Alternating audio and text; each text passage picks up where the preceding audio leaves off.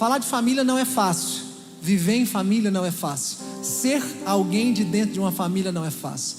Dentro da família, às vezes tem pessoas que você não se dá bem, né? Pessoas que naquele almoço de domingo você conversa porque tem que conversar, porque está lá. Família é desafiador.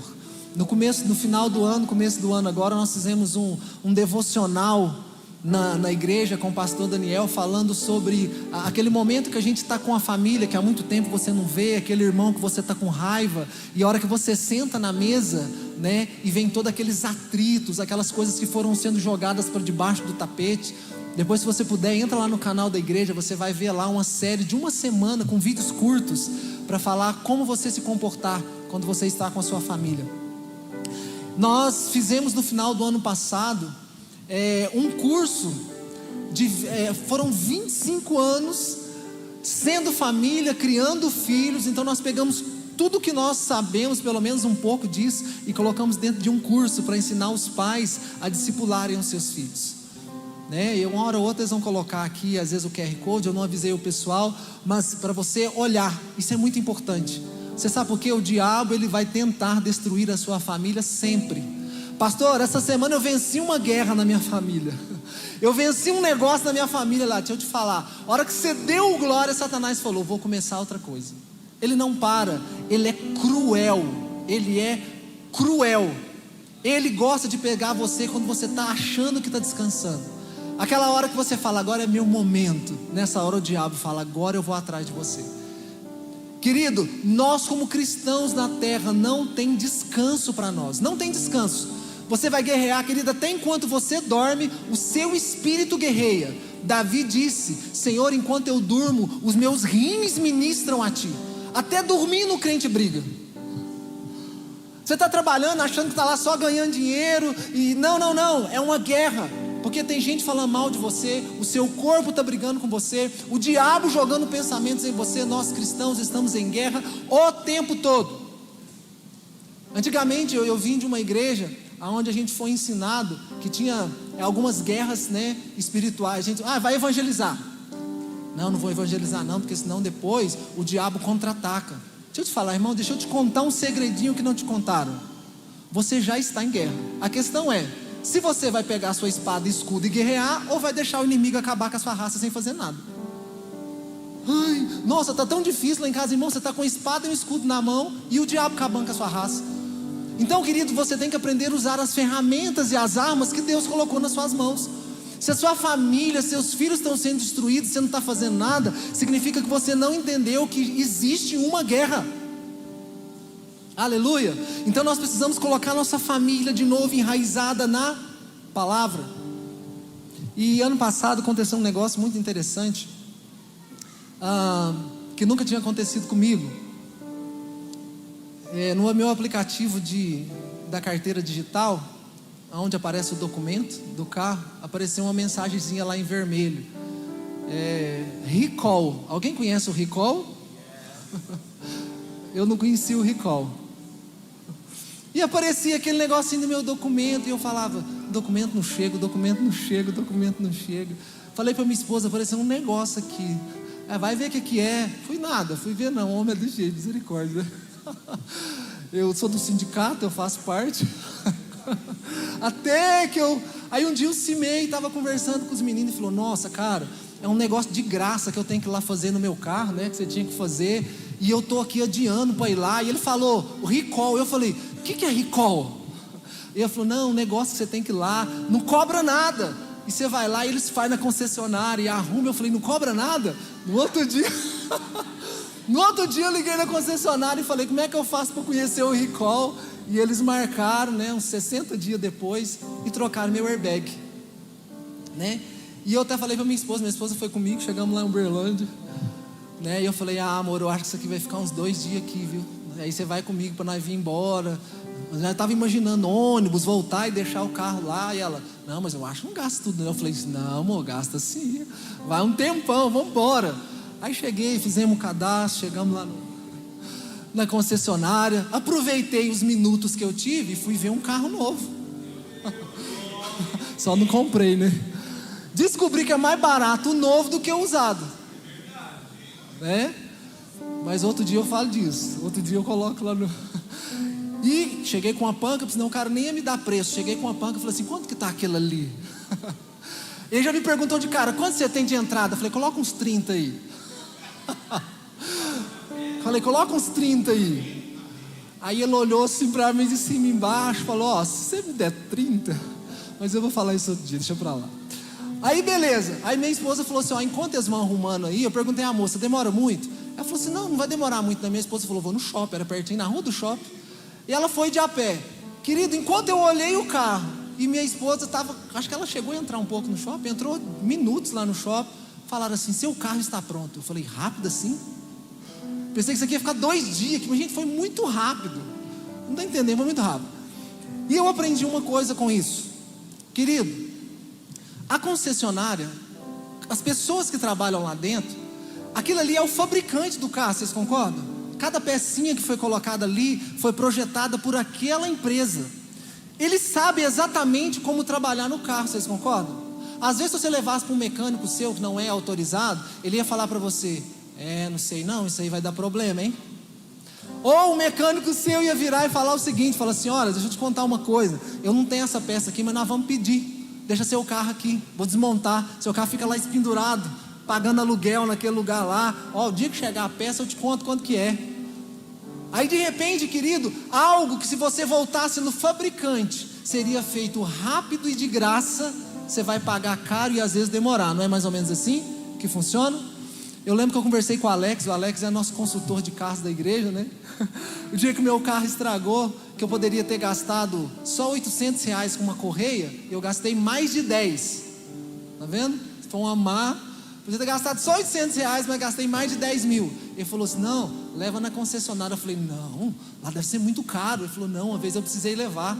Como eles já vão direto no problema, é mais barato às vezes lá do que você levar num outro mecânico. Aprendi muito.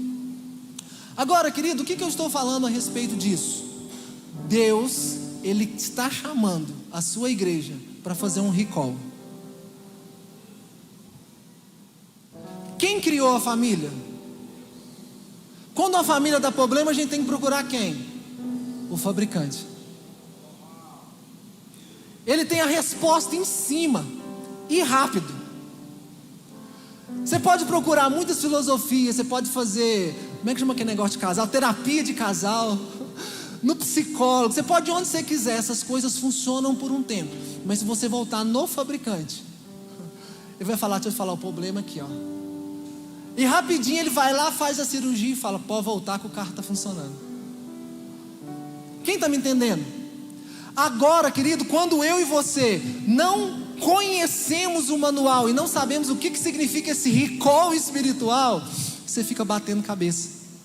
Certa vez, há muitos anos, mas muitos anos atrás, eu me lembro de uma situação de um casal que eu e minha esposa conhecíamos, que o relacionamento deles deu uma esfriada.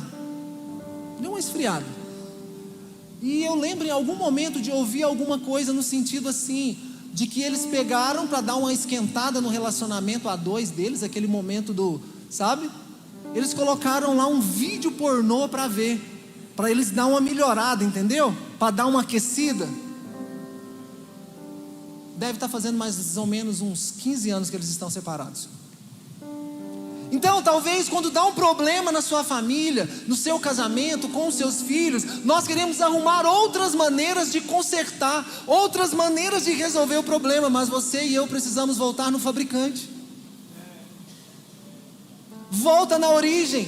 O que o fabricante diz a respeito desse assunto?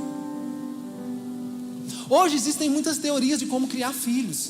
Você nunca pode falar não para o filho. Vai lá em casa, da hora que você fala bom dia até a hora que você fala dorme com Deus, 1 milhão de não. Você não pode contrariar a criança. Você não pode usar um chinelo. Lá em casa é cheio de chinelo. Cheio de chinelo. E eu ainda faço assim, vai lá, busca o chinelo, que você vai apanhar com o chinelo que buscou. A gente não espanca, mas a gente corrige.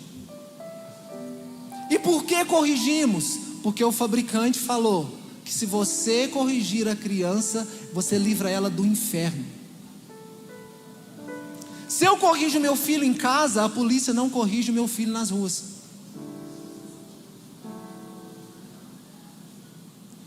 Agora, querido, nós precisamos voltar a ler o manual. Hoje eu queria falar um pouco sobre uma família que, como a minha e a sua, passou por muitas dificuldades. Mas o que fez essa família permanecer, é que essa família estava ligada a uma fonte. Ela estava enraizada em algum lugar. Então, mesmo que ela passou todos os problemas, depois dos problemas, ela ainda estava enraizada na fonte. Por que a morte não teve poder sobre a vida de Jesus? Porque ele estava ligado no Pai. Eu vou para o Pai. Por que ele ressuscita no terceiro dia? Porque ele estava ligado na fonte da vida. 3 dias de problema, mas no quarto, a fonte fez ele brotar de novo. Certa vez, isso aqui é uma história, o fogo chegou numa floresta, e o fogo conversava. Então isso aqui é uma prosopopeia, né? É uma prosopopeia. O fogo conversou com as árvores. A hora que ele estava chegando para queimar as árvores, e o fogo disse assim: os homens correram quando eu cheguei, os animais correram quando eu cheguei, as aves correram quando eu cheguei. Por que você também não correu, árvores?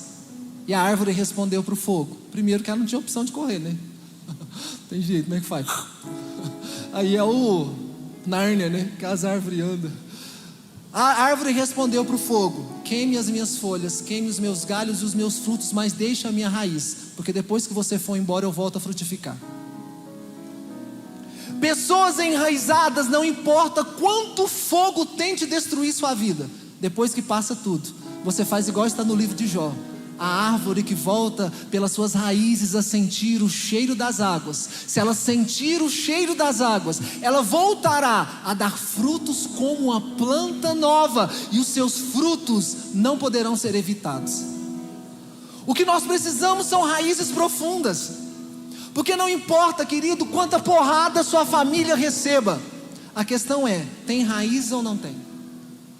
Mateus 7:24, olha o que diz a palavra do Senhor, versão NVT: quem ouve as minhas palavras e as pratica. Eu vou repetir: quem ouve e pratica é tão sábio como a pessoa que constrói sua casa sobre uma rocha firme. Quando vierem as chuvas, as inundações e os ventos, diga comigo: chuva, inundação e vento, e a castigarem a casa, ela não cairá. Por que ela não cairá? Porque ela foi construída sobre uma rocha. Mas quem ouve aqui no culto de domingo meu ensino e não pratica, é tão tolo como uma pessoa que constrói sua casa. Ele também está construindo, mas ele está construindo sobre bases que vão se movimentar, areia. Quando vierem as chuvas, inundações e ventos, e castigarem a casa, ela vai cair. Que jeito? Com grande estrondo. Por que a Bíblia fala de chuva, rio, que são as inundações, e os ventos? A chuva vem, a inundação vem, e os ventos vêm. Ah, tem segredo aí, não tem? Senão estava escrito outra coisa. Cava que tem, né? Querido, toda família, todos nós como homens e mulheres, e toda família, ela sempre vai receber uma pressão que vem do céu. Sempre. Deus, ele quer fazer algo com a família do pastor Daniel, então vai receber uma chuva que vem do céu. Deus tem um projeto.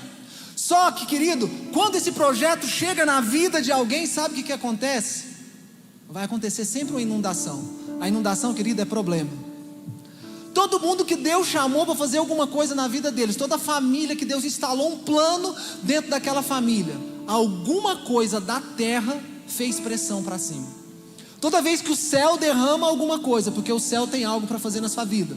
Então Deus, ele vai encaixar você dentro dos processos. Antes de Deus usar a sua vida, ele vai te melhorar, te santificar. Você vai ter que consagrar, você tem que aprender a ler a Bíblia, você tem que aprender a orar, liderar pessoas, aprender a liderar a sua vida financeira. O que você está recebendo do céu? pressão. O céu faz uma pressão. Quando você vem aqui e escuta uma palavra assim, ó, seja dizimista. Amanhã o que vai começar a acontecer com a sua mente? O céu vai ficar te lembrando, você tem que ser dizimista. O que é isso? É uma pressão. Eu venho aqui hoje e falo, santifica a sua vida, para de ver pornografia na internet. Aí amanhã o Espírito Santo fica lá, larga a pornografia. O que você está recebendo do céu? Pressão.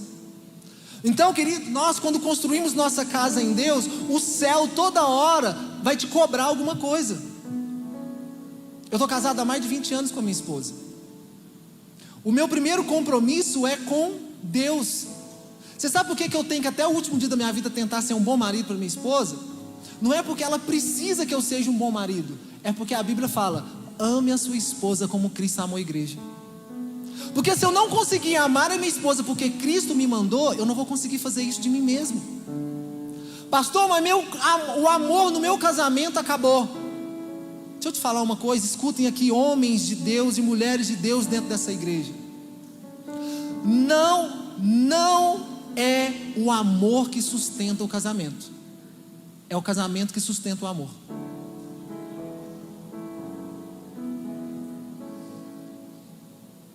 É o casamento que faz o compromisso, a responsabilidade do casamento, que faz o amor, por um acaso estiver frio, voltar a esquentar. Então a gente recebe a chuva do céu e tem uma pressão. Agora, querido, as famílias também recebem uma pressão que vem da terra, que são o quê? As inundações. As pessoas falam mal da sua família.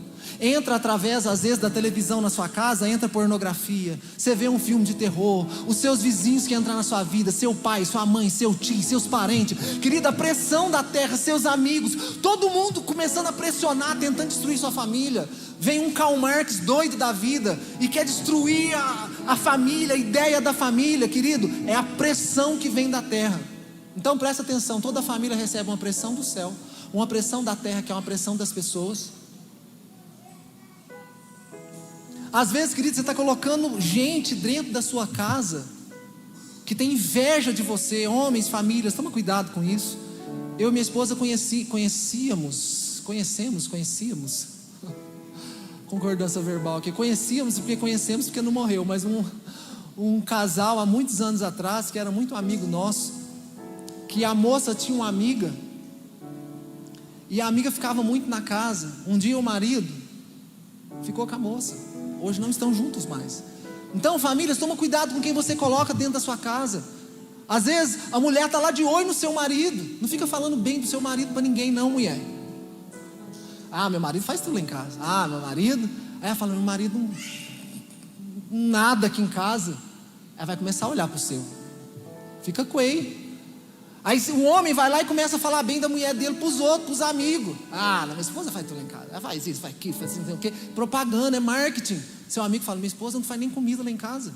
Aí o que vai começar a acontecer? Uma investida do seu amigo na sua esposa. Então, famílias, tenham entendimento.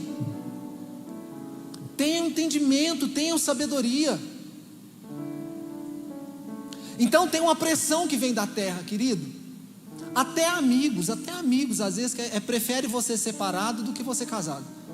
Porque você separado, você tem mais tempo para eles. Porque depois que você casa, vai ter que ter tempo para a família.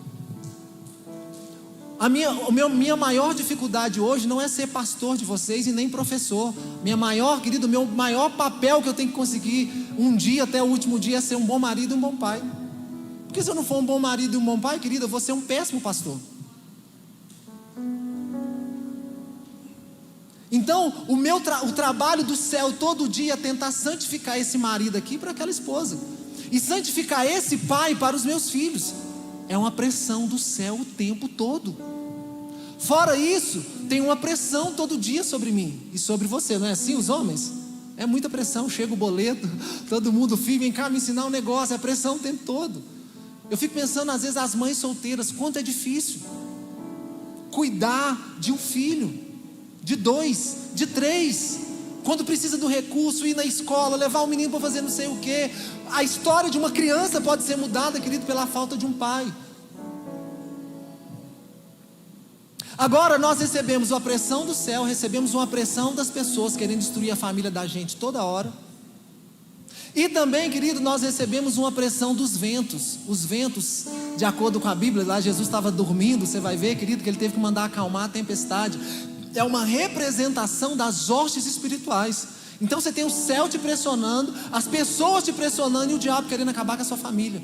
Os ventos, toda hora, porrada de cima porque Deus quer te santificar. As pessoas toda hora falando mal da sua família, você na internet querendo ser como as outras famílias, e o diabo toda hora tramando para destruir sua família. Chuvas, inundações e os ventos. Agora a Bíblia está falando o quê? Quem ouve aqui no domingo, quem lê durante a semana a Bíblia, as minhas palavras e as coloca em prática. O que a Bíblia está falando? Quando vierem as chuvas, as inundações e os ventos, e castigar a casa. Aquela família foi tão surrada com problema. Ela foi surrada com problema financeiro. Ela foi surrada porque um filho quase foi para as drogas. Ela foi surrada porque alguém da família ficou doente. Ela foi surrada porque alguém quase morreu. Ela foi surrada porque brigou demais. A família está quase acabada. Olha o que a Bíblia está falando. A casa foi castigada. Mas ela não cairá, porque ela foi construída sobre uma rocha firme. O que faz uma família ficar de pé depois de todas essas porradas? É em qual fonte ela está ligada. Pastor, mas eu não sei nada da Bíblia. Então comece a estudá-la. Comece a estudá-la.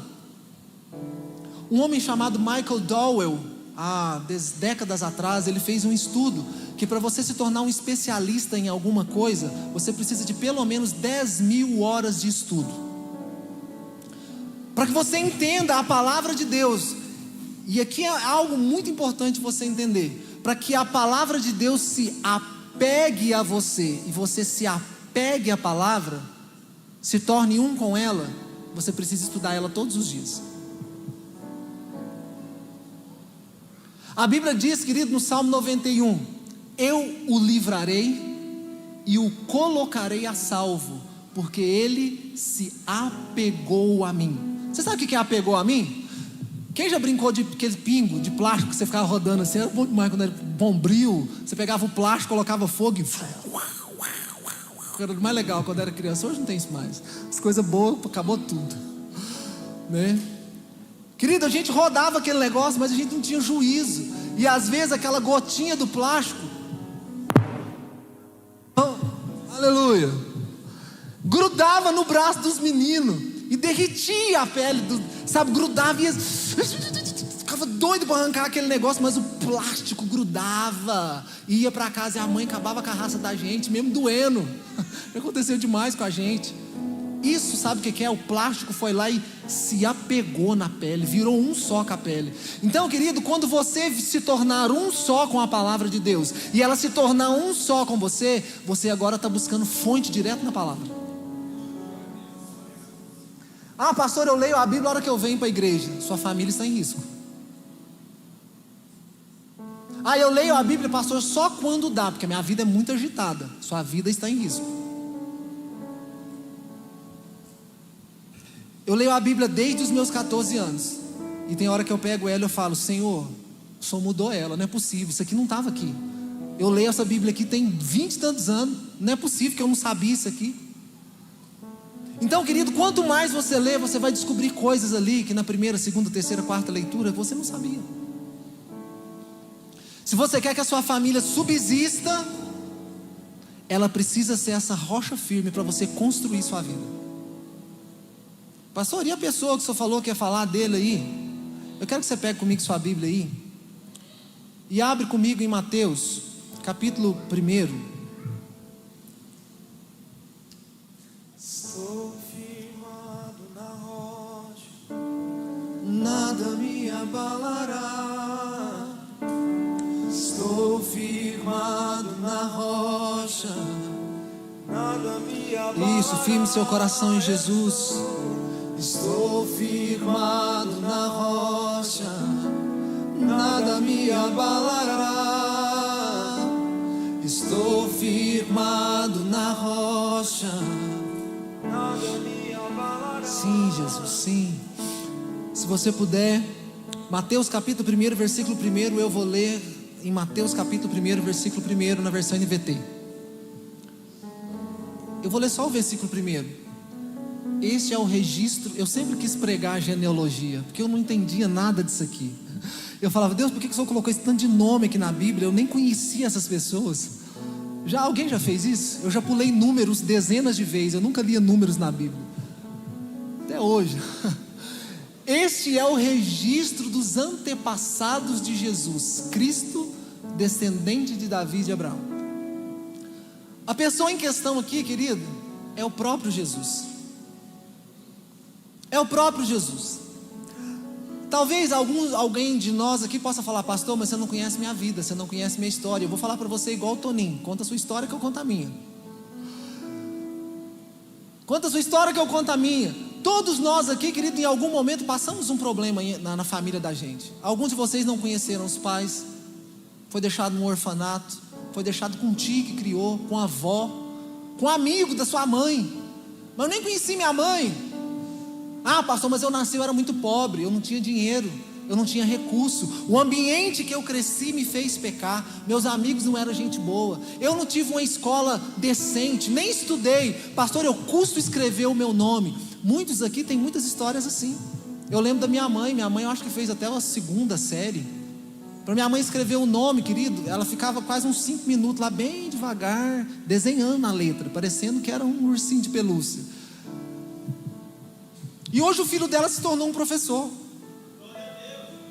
Então o que eu estou querendo falar com você aqui? Nós vamos ler o registro dos antepassados de Jesus. A maioria de nós já teve algum problema familiar. Mas você precisa entender que se você hoje se ligar à fonte que é a palavra de Deus, tudo que aconteceu daqui para trás pode ser mudado através de você. Pastor, mas você não conhece a minha família, eles eram tudo tranqueira. Minha família era tudo bando. Minha família era tudo ruim. Meus avôs, meus bisavôs bebia, usava droga. Eu tenho um avô meu que era jagunço, que matou não sei quantos. Deixa eu te contar uma coisinha sobre a família de Jesus. A família de Jesus. Eu separei só uns 15 aqui, para você não ficar tão assustado. A Bíblia aqui começa com Abraão. Abraão era idólatra e mentiroso. Ó, começou bem a família. Vamos pular para o Jacó, enganador. Vamos andar mais um pouquinho. Judá, ele teve um filho com a nora. Judá teve 2 filhos que eles eram tão ruins, mas tão ruim, que a Bíblia fala que o próprio Deus teve que descer e matar os 2. Será que eles eram bonzinhos? Não, isso é os primos de Jesus. É o ambiente que ele está vindo. Vamos andar mais um pouquinho. Tamar, que é a mulher que se deitou com Judá, que era a nora dele, ela nem era do povo judeu, ela era de um outro povo que adorava outros deuses, mas apareceu na descendência de Jesus. Se você olhar Raabe, que foi uma parente próxima de Davi, eu peguei só os melhorzinhos, nem vou muito longe. Raabe era uma prostituta, mas que na hora que ela ouviu a palavra de que Deus ia destruir, ela criou fé, colocou um manto vermelho, Jericó toda caiu e ela foi salva. E não só ela, mas ela salvou a família inteira. Ela se casa com um homem chamado Salmão, Salmão redime ela e ela vira bisavó de Davi. Mas era uma prostituta. Se você pega Ruth, que também é uma avó ali de Davi, ela nem era do povo judeu, ela nem estava na raiz de Abraão, ela era moabita, um outro povo, mas se casou com alguém que a remiu. Mulheres, vocês são solteiras, que estão esperando um casamento e tem um filho, deixa eu te falar, Deus vai mandar um remidor para você, um homem de verdade, um homem que vai segurar as broncas, um homem que vai segurar e falar, pode jogar aqui no peito, nasceu no nosso quintal, é nosso, vai cuidar do seu filho como dele, vai sustentar, vai ajudar. O Senhor faz isso, Ele vai mandar um remidor. Ah, mas homem é tudo igual. O homem de Deus não, ele até é pecador, mas ele vai ser um remidor na sua vida. Aleluia, glória a Deus. Vamos melhorar um pouquinho, vamos pegar o pai de Davi, Jessé. Alguns historiadores acreditam que Davi nasceu de um adultério, ou de uma concubina, que ele não era o filho da mulher principal de Jessé. Por isso que ele era ruivo, diferente. Vamos andar mais um pouquinho. Vamos pegar Davi, que está na descendência de Jesus. Assassino, adúltero, e não sabia cuidar bem da família.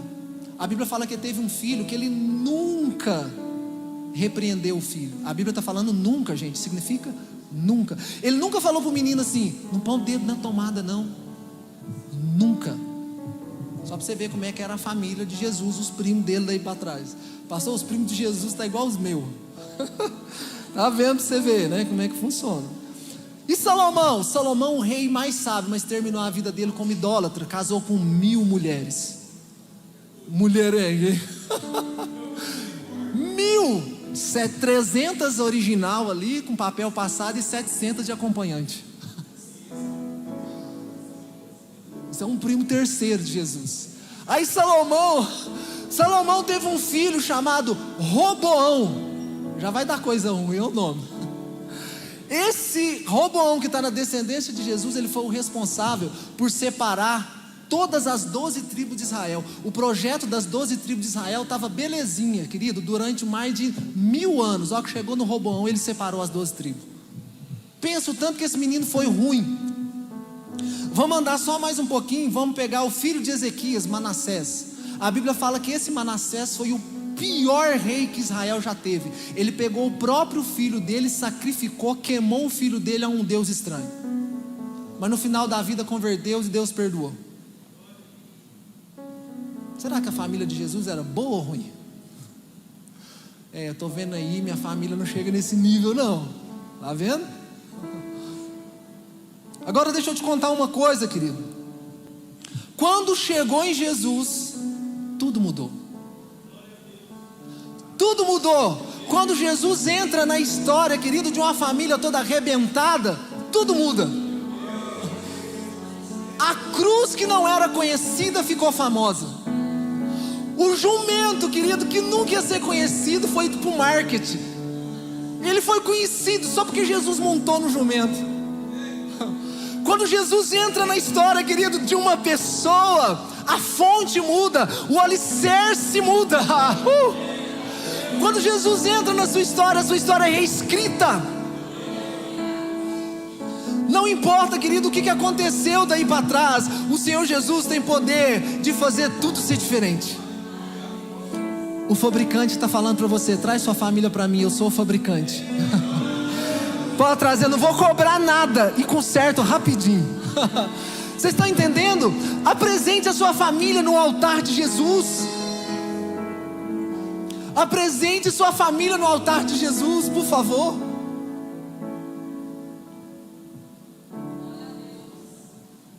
Não importa quão chuva, querido, quantas chuvas vêm, inundações e quantos ventos venham. O importante é você estar enraizado em Jesus. Eu queria que a partir de hoje você começasse a parar de dar desculpas. Para de dar desculpa. Você conhece alguém assim? Ah, pastor, mas deixa eu te falar uma coisa. Eu nasci pobre, eu nunca vou sair disso. Pastor, eu não tenho ninguém que me ajuda. Pastor, eu não tenho família que me apoia, por isso que as coisas não acontecem na minha vida. Pastor, eu não pude estudar, eu não tenho estudo, por isso que minha vida é desse jeito. Pastor, eu não tenho dinheiro. Só fala aí porque só tem dinheiro. Quando eu casei eu ganhava R$150. Não, 152.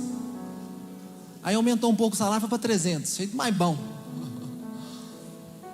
Querido, o problema não é o dinheiro que chega na sua mão, é se você está construindo uma história com o Senhor. Ah não, pastor, deixa eu te contar uma coisa. O lugar que eu cresci era muito injusto, muito cheio de pecado. Por isso que eu virei essa coisinha que eu sou. Lá na minha casa o pessoal só falava palavrão, só xingava, aprendi a xingar. Eu trabalho numa escola hoje prisional. E querido, por várias vezes, não uma vez, por várias vezes, na mesma prisão estava o pai, o filho e o filho. Já cheguei a dar aula para 2 irmãos que foram presos juntos. Cresceu naquele ambiente. O pai ensinou a roubar, os 2 filhos aprendeu. Ficou preso o pai e os filhos juntos.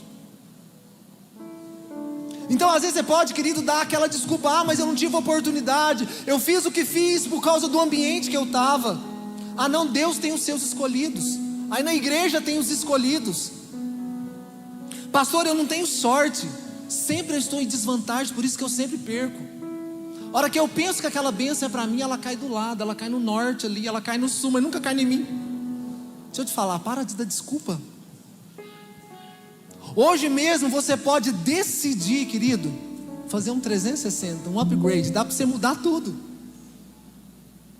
Eu gosto de falar, você vai viver, querido, a partir de 2026, o seu next level, o seu próximo nível. Sai daí, vem para cá. Deus está mudando, querido, a estação sobre a sua vida. Eu quero começar a terminar aqui, querido, fazendo você entender uma coisa: na tempestade não é hora de arrumar os buracos do barco. Não se arruma goteira quando está chovendo. Você está tentando às vezes arrumar um problema, querido, na hora da tempestade. Deixa eu te falar, você vai morrer afogado. Pastor, mas vai quebrar tudo. Então deixa quebrar tudo. Espera esses pedacinhos do barco que arrebentou e ir lá para a praia. Aí lá parado, quieto, você começa a perceber o que aconteceu e refaz. Já pensou o cara que navega? Na hora que vem uma tempestade, ele fala: não, esqueci de tampar aquele buraquinho ali. Vai dar tempo? Vai dar para ele arrumar?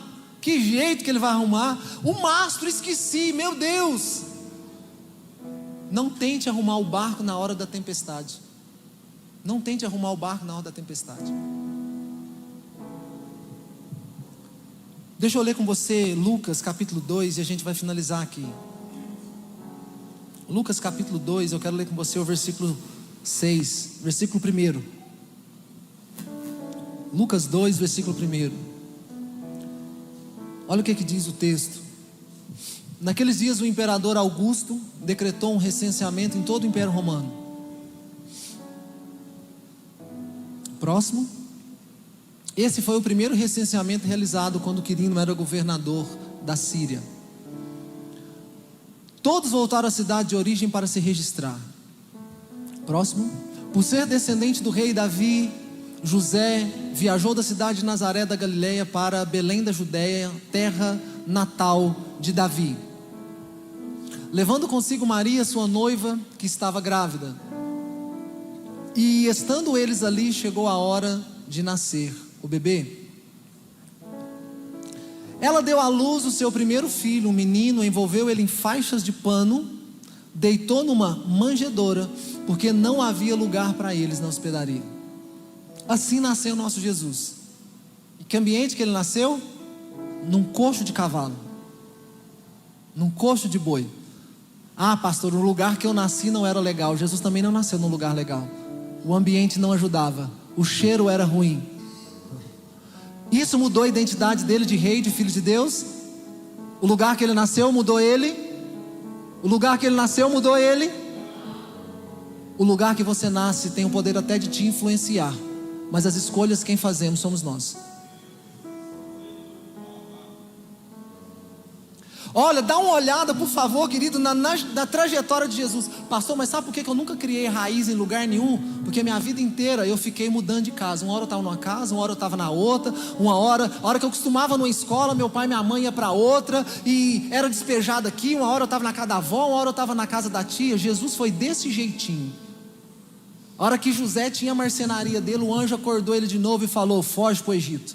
Não deu tempo nem arrumar um frete. De madrugada ele fugiu, pegou umas ferramentas e falou: Maria, nós vamos ter que arrumar outro lugar para nossa empresa agora. Fugiu para o Egito. Ficou lá 2 anos. Olha que o menino está crescendo na escola, o anjo vai lá e fala: pode voltar para lá. E ele larga tudo que tinha construído 2 anos, volta de novo. Ele está querendo ir para Belém, e agora ele vai para onde? Nazaré. Nazaré era a pior cidade, a mais pobre que tinha naquela época. Por isso que quando Jesus começa a profetizar, o que eles vão falar de Jesus? Pode vir alguma coisa boa de Nazaré? Porque era uma cidade que nada dava lá. Nada. Sabe aquela cidade com 15 pessoas? Nada, lá nada, não dava lá. E a hora que falou que Jesus apareceu, ele falou: gente, de Nazaré não vem nada bom de lá. Será que pode vir alguma coisa boa de Araguari? Essa hora que você tinha que falar, lógico. Será que pode sair alguma coisa boa daquela igreja, da última rua do bairro? Será que pode sair alguma coisa boa da Aprisco? Jesus ficava mudando de um lugar para outro, querido, até os seus 30 anos. 6 meses na casa de Isabel, depois vamos para o Egito, sai do Egito, volta para Belém, depois Belém, Nazaré, depois ele aluga uma casa em Cafarnaum. Querido, ele não tinha estadia própria. Talvez você pode falar, pastor, eu já morei em 65 lugares. Jesus também foi desse jeito. E nada disso impediu ele de cumprir o propósito dele. Querido, ele como criança, adolescente, ainda na barriga da mãe, ele foi perseguido por um rei que mandou assassinar todas as crianças abaixo de 2 anos naquela época. Às vezes você, mãe, passou uma gravidez difícil, para criar o seu menino foi difícil. A mãe e o pai de Jesus teve essa mesma dificuldade, e ainda tinha um rei querendo matar ele e assassinar. Ainda assim, nada disso impediu o plano de Deus na vida de Jesus. Então, querido, o que eu quero finalizar com você, para você entender? Nada pode impedir os planos de Jesus de acontecer na sua família. Uma vez que a sua família estiver enraizada aqui, pode vir as chuvas, os rios, as inundações, os ventos, pode vir as novidades do século 21, mas se a sua família estiver enraizada aqui, a Bíblia vai falar o que vai falar para nós? Depois que tudo isso passar, ela continuará construída em cima da rocha. A minha pergunta é: onde está sendo construída a sua família? Pastor, até o momento eu estava fazendo do jeito que o mundo e as redes sociais me ensinam, mas a partir de hoje eu decido colocar minha família no altar de Deus. Fica de pé, querido, deixa eu orar com você.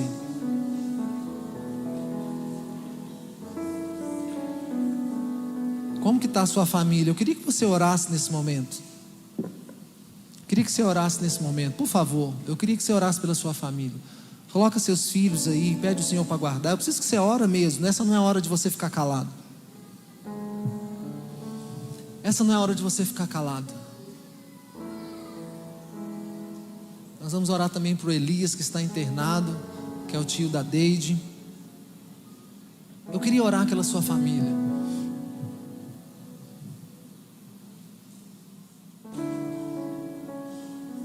Feche seus olhos, vamos orar.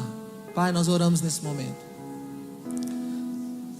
Todos nós passamos por vários intempéries, ó Deus, durante a nossa caminhada como família, como mães e pais e filhos.